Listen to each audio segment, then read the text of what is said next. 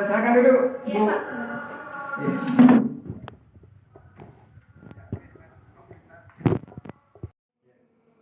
Oh iya Bu, katanya tadi ada hal yang ingin diskusikan dengan saya. Iya Pak, makanya tadi saya sengaja tunggu Bapak di luar Ya, ya. sedang mengajar. Oke, baik. Jadi seperti itu ada masalah di kelas ya. Kalau boleh tahu tuh mah apa yang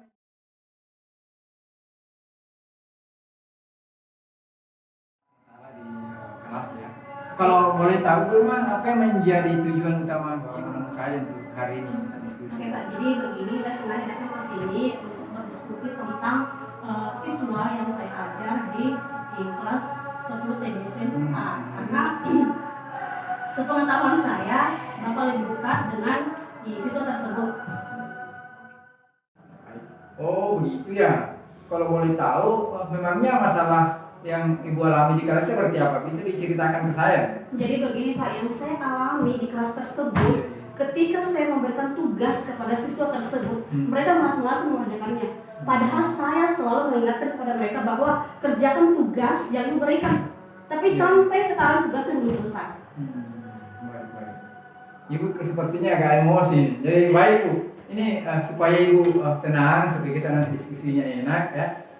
Kita praktekkan dulu teknik stop ya, seperti yang sudah saya jelaskan sebelumnya pada saat kita di ruang guru ya, untuk agar kita perasa menjadi lebih tenang, fokusnya bisa lebih bagus. Ya, masih ingat Bu ya teknik iya, stop Pak, ini? Pak, masih ingat. Masih, oke, Masih baik. ingat. Kita praktekkan dulu Bu ya. Iya, baik. Baik, oke, start.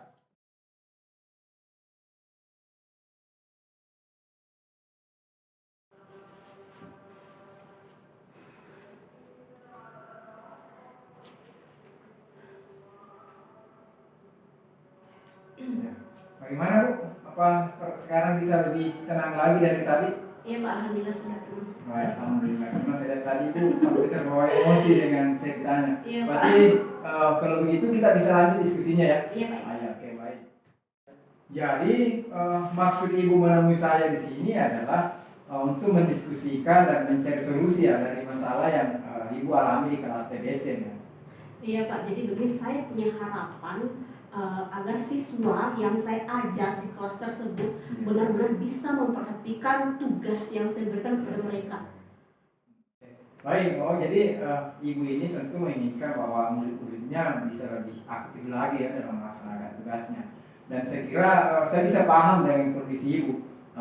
Oleh karena itu, kalau boleh Ibu gambarkan kepada saya, kira-kira bagaimana sih perasaan Ibu dengan kondisi yang Ibu alami saat ini? Jadi begini Pak, yang saya rasakan pada saat mengajar di kelas tersebut, saya merasa stres kalau mereka tidak mengerjakan tugas-tugasnya, karena tugas yang saya berikan tidak sulit, bahkan mudah dikerjakan. Tapi saya merasa kenapa anak tersebut, siswa tersebut tidak mau mengerjakan tugas yang saya berikan. Dan kenapa saya menemui Bapak? Karena saya merasa Bapak lebih dekat dengan kelas 10 di SMA. Jadi begitu ya Bu ya, bahwa ada harapan yang besar sebenarnya untuk melihat bagaimana anak kita ini bisa aktif dalam pembelajaran termasuk melaksanakan menyelesaikan tugas-tugas yang diberikan. Iya Pak, betul sekali. Saya kira itu yang bagus itu. Saya kira itu bagus maksudnya Ibu. Mungkin nantinya ke depannya tinggal dipikirkan bagaimana prosesnya sebaiknya dan insya Allah Bu, saya siap membantu itu untuk memfasilitasi hal seperti itu. Jadi mudah-mudahan ke depannya ya Ibu bisa sesuai dengan harapan Ibu proses pengajaran di kelas. Oke, Sar.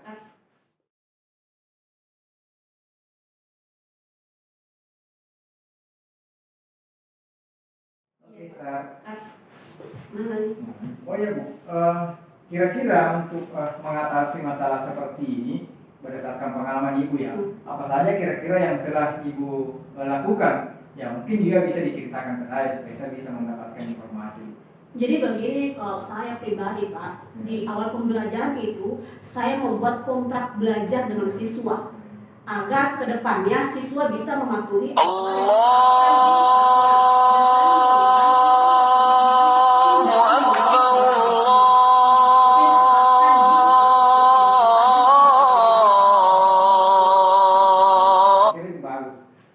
Terus Ibu kira-kira selain kontrak pelajar yang telah dibuat, apalagi kira-kira hal-hal yang mungkin yang Ibu lakukan dalam rangka tadi mencapai tujuan Ibu dan mendisiplinkan murid Ibu? Oke, dalam proses pembelajaran yang saya terapkan di kelas juga, Pak, setiap selesai satu pembahasan mata pelajaran saya memberikan tindak lanjut kepada siswa. Tindak lanjutnya seperti memberikan mereka tugas.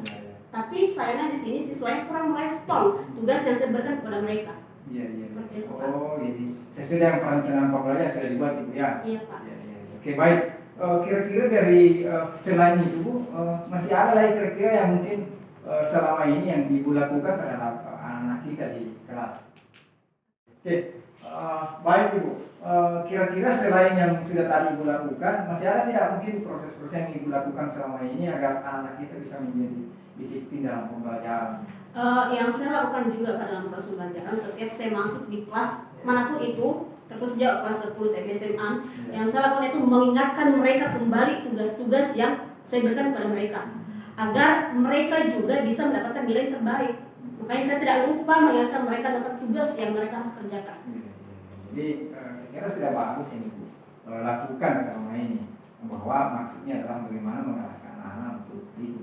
Hanya mungkin yang menjadi pertanyaan di saya ini, apakah Ibu selama ini atau mungkin berdasarkan pengalaman Ibu pernah tidak menanyakan kepada anak-anak kita murid di kelas, apakah dalam mereka sehingga kemudian tugas-tugas itu selalu lambat dikumpul. Nah, kan itu juga penting tidak tahu dari segi anak seperti itu. Kalau saya sih pernah nanya, Pak, tapi jarang-jarang juga. Ya. Tapi kalau menurut saya pribadi begini, Pak, kalau masalah tugas itu kan sudah menjadi tanggung jawabnya siswa. Ya. Jadi konsekuensinya itu siswa harus bisa dan harus wajib mengerjakan tugasnya yang diberikan. Seperti itu, Pak.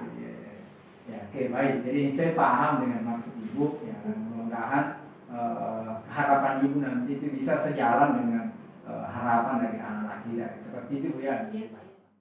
Ya, oke, baik. Saya sudah mendengar penyampaian Ibu. Tentu yang jadi pertanyaan sekarang juga adalah apakah kemudian Ibu ini yakin bahwa tugas yang kita berikan itu justru bukan sebenarnya menjadi beban bagi murid Ibu seperti itu? Iya juga sih, Pak, tapi kan itu bagian dari proses pembelajaran. Tapi saya juga sih, Pak, karena kalau saya lihat kayaknya anak-anak merasa kewalahan kalau terlalu banyak tugas yang diberikan kepada mereka. Ya. Begitu ya, karena kan kita tidak tahu ini apakah semua guru mampu dan berikan tugas. Kalau dilihat jumlahnya kan memang lumayan banyak kan Bu ya, seperti itu. Jadi baik, saya lihat juga Ibu, saya kira ini sudah bagus. Saya harap dari sini kan kita sudah mulai berpikir bagaimana kondisi dengan murid kita seperti itu. Iya, Pak, seperti memang saya harus sepengerti seperti itu, Pak. Mungkin saya harus melakukan refleksi terhadap pembelajaran yang saya lakukan selama ini. Apakah memang murid kita selama ini bahagia dengan proses yang saya lakukan atau tidak? Jadinya saya menjadi tidak enak nih, Pak, sama kita. Karena sebelumnya saya selalu berpikir negatif tentang murid-murid saya. Jadi oke, baik Bu. Saya kira itu yang hebat dari Ibu, karena paling tidak sudah bisa juga memikirkan kondisi murid kita, karena memang konsep sekarang dalam Merdeka Belajar, saya kira Ibu mungkin ya sering melihat itu, bahwa ya di mana-mana adalah yang paling utama itu adalah pembelajaran kita lakukan berpihak pada murid. Jadi paling tidak kita tahu dulu kondisinya murid kita, kemudian baru kita berikan perlakuan. Saya kira itu menjadi harapan kita bersama. Insyaallah. Oke.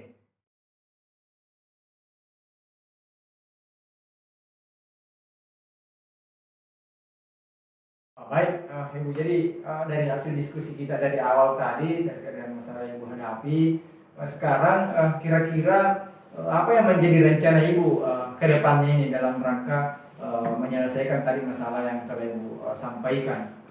Jadi pertama-tama, Pak, saya melakukan refleksi tentang kontrak belajar yang sudah saya terapkan sebelumnya. Jadi saya ingin berdiskusi kepada siswa dan membuat kontrak belajar kembali, di mana mereka bisa bertanggung jawab dengan kontrak belajar dan mereka buat dengan kontrak belajar yang saya buat juga. Jadi saya harus ada kesepakatan di antara kami. Baik. Berarti ini ada kesepakatan di kelas antara guru dengan murid. Saya kira itu penting sekali agar murid bertanggung jawab ya terhadap kesepakatan yang dibuat. Kira-kira selain itu masih ada rencana Ibu yang ingin dilakukan dalam hal ini? Saya kan sering-sering memberikan asesmen diagnostik agar saya bisa mendapatkan gambaran kondisi murid-murid saya secara emosional, Pak. Karena jangan sampai mereka merasa tidak nyaman dengan pembelajaran yang saya lakukan selama ini. Iya. Seperti itu, Pak. Iya, oke, baik. Ya ini memang konsep baru lah sekarang ya, di kurikulum yang baru. Iya, Pak. Itu ada namanya asesmen diagnostik. Jadi kita guru bisa memperoleh informasi awal Iya. terkait dengan kondisi siswa. Jadi ini sangat luar biasa Bu, karena Ibu sudah mulai masuk kepada konsep-konsep merdeka belajar dicanangkan oleh pemerintah. Dalam hal ini, yaitu selalu melibatkan murid kita bukan hanya dalam perencanaan, tapi juga dalam pelaksanaan pembelajaran ya seperti itu. Iya, Pak. Ini sejalan dengan program pemerintah. Iya, Pak. Ya, mungkin selama ini saya terlalu banyak melakukan sesuatu yang baik menurut pemikiran saya. Padahal belum tentu sesuai dengan kebutuhan dan kondisi menurut saya, Pak. Dan saya janji akan merubah kebiasaan itu dengan selalu melibatkan dalam setiap proses saya yang saya ambil. Karena biar bagaimanapun proses pembelajaran itu melibatkan dua guru dalam siswa. Seperti itu, Pak. Oke, jadi sekiranya ini yang positif Bu ya, Ya. bahwa Ibu sudah mulai berpikir untuk bagaimana melibatkan murid kita dalam pembelajaran. Jadi murid itu bukan hanya sebagai objek, tetapi Ya. juga sebagai subjek dalam Ya. pembelajaran. Ini mantap Ibu, ini saya salut dengan Ibu, ini apa yang akan dilakukan ke depannya. Iya, Pak. Oke, Ustaz.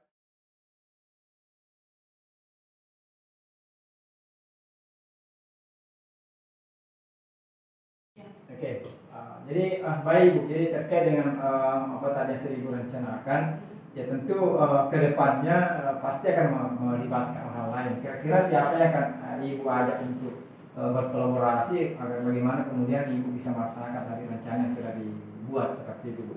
Ya, Pak. Jadi begini rencana saya ke depannya. Saya ingin berdiskusi dengan wali kelasnya terlebih dahulu. Ya. Setelah itu saya juga mau melibatkan Ibu Wasia. Ya. Karena setahu saya Ibu Wasia di sini sangat dekat dengan kelas 10 TB SMA. Ya. Kayaknya anak ini senang dengan Ibu Wasia ini. Makanya saya berdiskusi dengan ini yang mereka. menarik ya. Ya gitu, Pak. Ya bagus itu Bu, bagus. Itu sangat bagus ketika ada kita sebuah punya masalah, kemudian kita mengajak teman untuk berdiskusi dan kolaborasi sehingga dari proses itu mungkin kita bisa mendapatkan gambaran yang lebih luas terkait dengan hal itu. Iya, Saya kira itu bagus Ibu. Iya, Pak. Iya. Oke. Baik, selanjutnya kira-kira untuk memastikan proses atau rencana ini bisa berjalan dengan baik, apa yang masih Ibu butuhkan dalam bantuan lebih lanjut dari hal ini? Jadi di sini saya akan mencoba menerapkan apa yang kita diskusikan hari ini kepada siswa yang saya akan tim, dan setelah itu saya akan kembali diskusi kepada Bapak tentang apa yang sudah saya lakukan ke anak yang saya ajak tersebut. Ya seperti itu, Pak. Oke, baik Bu. Insya Allah saya dengan senang hati akan membuka ruang untuk diskusi kembali karena saya kira ini adalah sifatnya positif untuk pembelajaran ya, kemudian untuk siswa dan tentu untuk kita sebagai guru seperti ini. Iya, Pak. Terima kasih, Pak. Oke, Ustaz. Ya, baik Bu. Kalau boleh kira-kira digambarkan ya, bagaimana sih perasaan Ibu sekarang ini setelah kita mungkin melalui diskusi tadi dari awal? Kalau untuk saya, Pak, saya merasa tidak salah tempat untuk berdiskusi kepada Bapak karena apa yang Bapak memberikan masukan kepada saya itu saya akan terapkan insya Allah ke kelas 10 TB SMA. Semoga kedepannya bisa lebih baik lagi gitu, Pak. Jadi alhamdulillah kalau begitu ya, karena saya berharap memang dari proses diskusi kita bisa memperoleh saran masukan jalan sehingga Ibu menjadi lebih tenang lagi dalam mengajar itu. Maka dari itu, Pak, saya terima kasih banyak kepada Bapak yang sudah memberikan saya masukan tentang penerapan proses pembelajaran di kelas 10 TB SMA. Oke, baik. Sama-sama Bu Irma. Semoga Ibu lebih bersemangat lagi ke depannya untuk mengajar, terutama dalam hal pelibatan peserta didik kita dalam aktivitas pembelajaran. Sekira itu menjadi harapan kita Bu ya. Iya. Ya, kalau begitu Pak, terima kasih atas waktunya karena saya mau kembali mengajar di kelas. Dan terima kasih Pak sekali lagi. Oke, semangat ya. Iya Pak. Oke, sampai ketemu di lain waktu Bu Irma. Iya Pak, makasih Pak. Assalamualaikum. Waalaikumsalam warahmatullahi wabarakatuh. Assalamualaikum warahmatullahi wabarakatuh. Alhamdulillah hari ini saya telah melaksanakan penugasan demonstrasi kontekstual melalui praktek coaching bersama seorang guru yang ada di SMK Negeri Labuang. Dalam hal ini kami menerapkan model Tirta, di mana kemudian model Tirta ini diterapkan dalam modul coaching dalam LMS. Tirta ini dikembangkan sekira adalah bagian daripada sama Merdeka Mengajar atau Merdeka Belajar, yang mana menuntut guru kemudian untuk memiliki keterampilan, salah satu adalah coaching, yang akan diharapkan mampu untuk membantu dalam menyelesaikan setiap permasalahan baik yang dihadapi oleh rekan sejawat, terlebih lagi nanti oleh siswa kita. Yang menarik dari konsep coaching ini adalah bagaimana kemudian konsep ini berbeda dengan mentoring atau konseling, bahwa coaching ini mengarahkan bagaimana penyelesaian persoalan, penyelesaian masalah itu lahir dari coach atau klien sendiri. Jadi sifatnya kita sebagai coach itu hanya menuntun untuk mencapai tujuan yang sudah disepakati dari awal.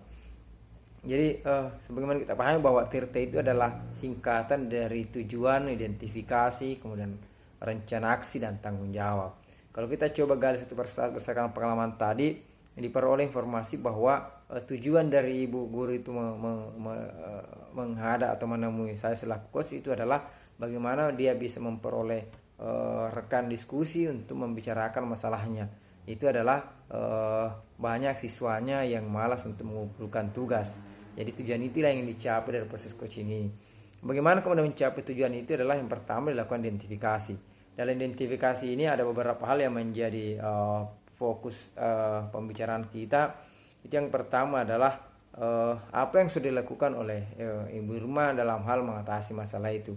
Di sana kemudian ternyata diperoleh informasi bahwa Ibu Irma selama ini selalu memberikan penugasan. Jadi sebagaimana rencana pembelajarannya atau RPP-nya, bahwa setiap akhir pembelajaran itu akan memberikan penugasan. Yang pertama. Yang kedua, apalagi yang dilakukan itu adalah bagaimana setiap pertemuan itu juga siswa juga sebenarnya selalu diingatkan untuk selalu menyelesaikan tugasnya, tapi ternyata kemudian itu kurang direspon oleh anak-anak, sehingga kemudian itu menimbulkan masalah bagi ibu guru, sehingga kemudian mencari solusi untuk bagaimana masalah itu.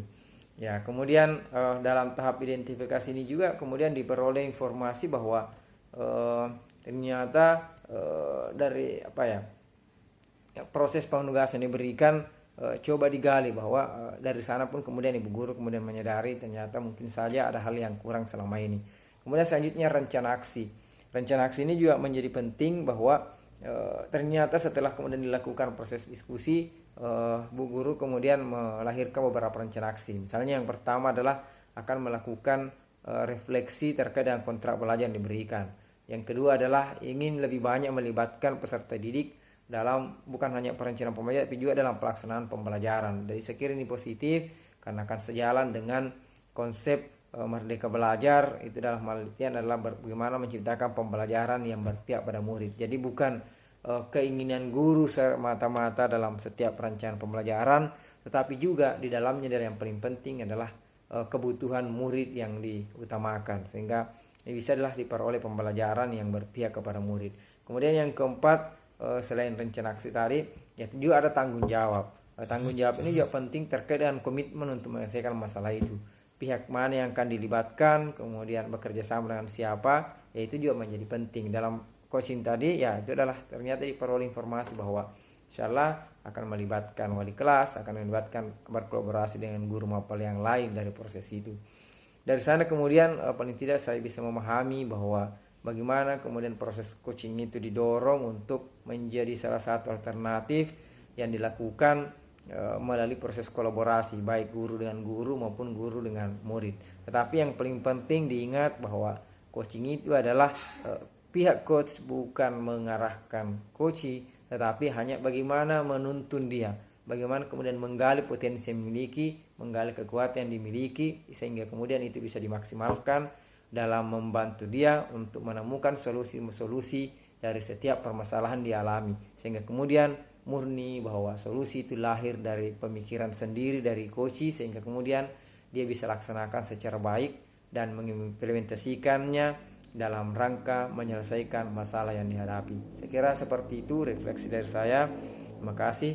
Assalamualaikum warahmatullahi wabarakatuh.